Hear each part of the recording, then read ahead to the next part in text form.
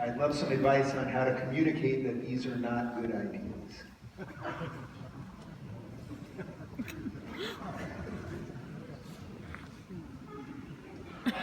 Well, the problem with that is it's so specific. Like, to be able to answer that question within a degree of intelligence, I'd have to know a lot more about the person who's asking the question and the workplace, because obviously the fact that these topics have come up means that the workplace has become politicized. And the fact that the question is being asked also means that there's already an awkwardness in the discussion, in the territory for discussion, right? Because otherwise it wouldn't be a concern. And it isn't obvious how to go about dealing with that sort of situation without inflaming it or causing more trouble than the good that might be produced. And so I'll stand back and I'll give a more generic answer to what you have to do if you're in a situation that's starting to cause you resentment. This is a useful thing to know because you're going to be in situations that make you resentful. Resentment is a dreadful emotion. I think there's 3 motivations or emotions or states of being, let's say, that really take people out. There's resentment, there's deceit, and there's arrogance. And if you get those 3 working together, then that really produces something that's hellish. That's one of the chapters that I'm writing in my next book. It's about the interaction between those 3 things. But resentment is also extremely useful. It's a really useful marker.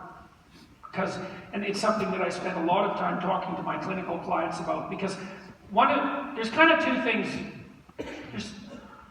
There's 4 things that you do really as a clinician. You help people get their stories together about the past and the present and the future. You help them strategize, and so that would be one thing. You help them deal with anxiety, depression, and other negative emotions. You help them formulate a plan for the future. That's a part of it. And then you also frequently help them become more assertive. And that's really not quite the right terminology, because really what you're trying to do is help them learn to integrate their aggression. And so people are often feeling resentful because they feel taken advantage of, and sometimes they feel taken advantage of because they're being taken advantage of. And so if you're resentful, but not always, if you're resentful, you have to ask yourself 2 questions. You have to say, well, am I just immature and weak and I'm feeling sorry for myself and allowing myself to drift down that path because I can't tolerate the responsibility, I'm unwilling to do that? And you have to think that through, because resentment can devour you and it'll make you vicious in the final analysis as you seek for revenge. It's a very bad pathway, and it will come out in that manner. And so you might have to think that through. You might have to talk to people that know you and that you love to see, here's my situation. I'm feeling resentful about it. I'm being harassed at work. I'm not getting what I deserve, whatever. I feel that I'm not. Is there something wrong with the way I'm looking at this? And the answer might be, yeah, well, you've got a lot of growing up to do, and so you should just shut the hell up and take it, because that's part of life. Or the other alternative is, no, there's really something that's not good going on.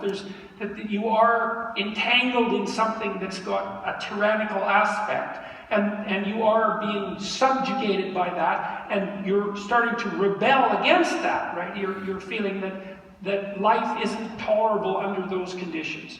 And if it's the second, then you have something to say or do. What's the alternative? Right? You're either going to stay mired in resentment, that's a catastrophe, and it's likely to get worse across time, and that's going to make you bitter, and it's going to take the joy out of your life, and it's going to make you desirous of revenge. It's a very bad trajectory, and you want to think that through. Or you might have to stand up and say what you have to say. And neither of those options are that pleasant. But one of the things that's also useful to know about life is sometimes you're screwed both ways.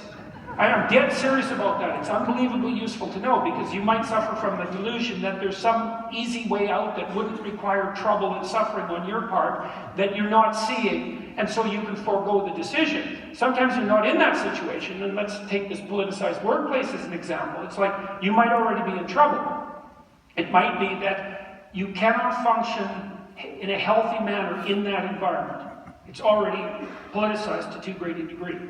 And so now you have a problem. What are you going to do about that? Well, the first thing I would say is prepare yourself. And so how do you prepare yourself? Well, let's say your workplace has become untenable. Well, you can't just have a fit about it and get fired, because then you're fired. And like, maybe you have a family and they depend on you. It's like that's not helpful. Then you haven't fixed the workplace and you're just miserable, and the people who depend on you are in worse shape. As a warlike strategy, that's a really bad one. And so you might think, well, my workplace is becoming politicized. It's like, do I have some lateral options? You know, could I, if necessary, find a different position? And maybe I should start preparing for that.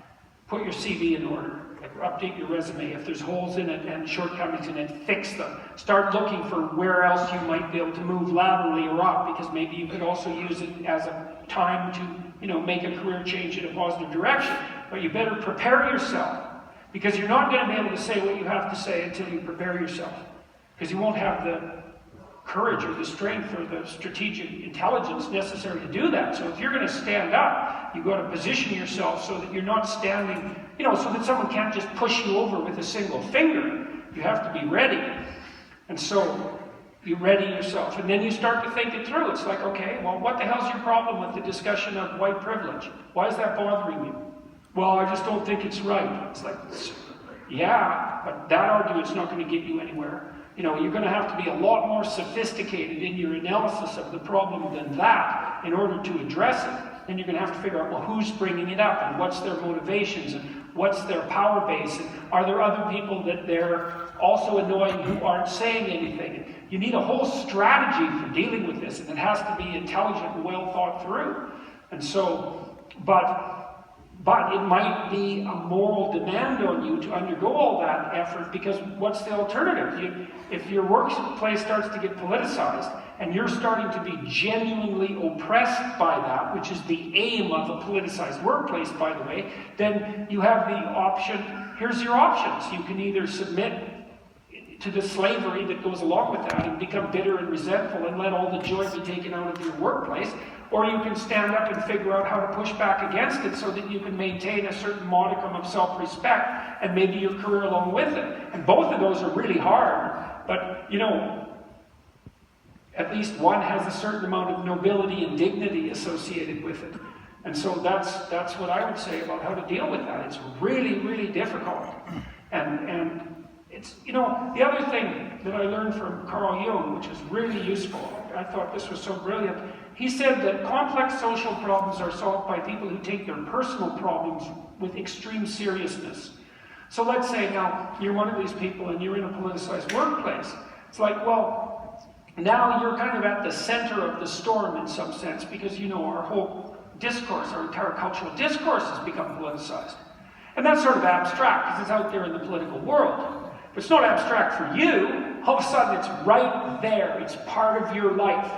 And so, and it's part of your life right down to the particulars. And so in order for you to address that, you're really going to have to take that problem apart, because now it's become part of your life. You're going to have to learn how to make your case so that you're not the unwitting and resentful victim of a politicized process that is essentially aimed at something tyrannical. That's a big weight to take on, but if you figure out how to do it, then you know how to do it. You've actually generated, you might think of it just as a micro solution because it only applies to your case, but that's not the case. It won't just apply to your case.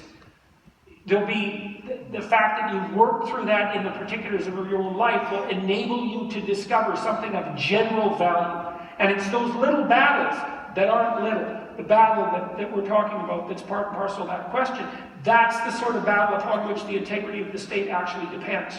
When you read about how totalitarian states develop and maintain themselves, what you see when you break them down to the micro processes is that all the people that were in those totalitarian states were faced with that sort of conundrum and decision all the time. And they didn't stop it. And because they didn't stop it, it got worse.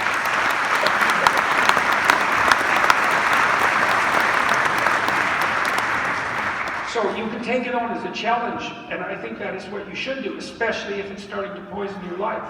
But I would take it with all due seriousness, because it's the same thing that's manifesting itself in the political sphere as a whole, and you're going to be dealing with all of that complexity right there in your workplace.